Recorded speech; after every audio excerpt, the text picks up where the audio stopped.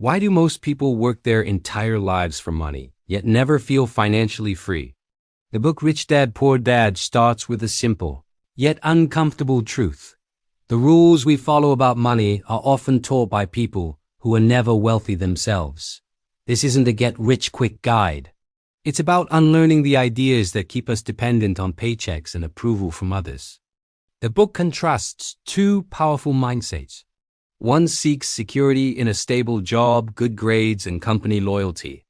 The other knows that true security is fragile, and that real control comes from ownership, cash flow, and financial literacy. These aren't just different paths. They shape how we see fear, risk, and responsibility. Kiyosaki argues that the biggest financial trap isn't a low income, but the desire for high certainty.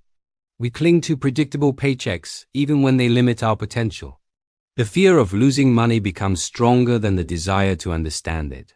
Over time, this fear stops us from thinking about building assets and systems, and instead keeps us focused only on short-term comfort. One of the book's most controversial ideas is that your income alone doesn't make you rich. Real wealth is measured by how long you can survive without having to work. This completely reframes the idea of success. A high salary with high expenses is fragile. A modest income supported by assets that generate money for you is resilient. The book drives this point home again and again. Your money should work for you, not the other way around. Another major point is education.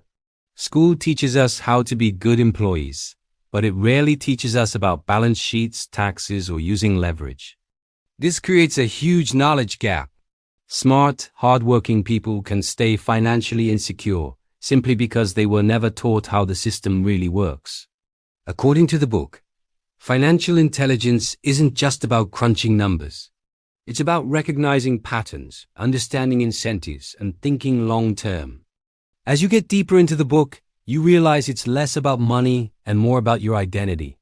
Are you someone who asks for permission, or someone who builds your own structures? Are you trained to avoid mistakes or to learn from them?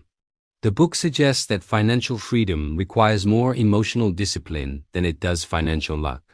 The uncomfortable conclusion is this: most people aren't poor because the system is rigged against them, but because they never question the rules they were taught.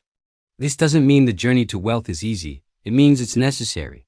If you want to build wealth, you must first change how you think about work, risk, and responsibility.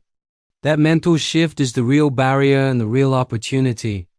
If you enjoyed this breakdown, like this video and subscribe to the channel for more ideas that can help you build your financial freedom. Thanks for watching.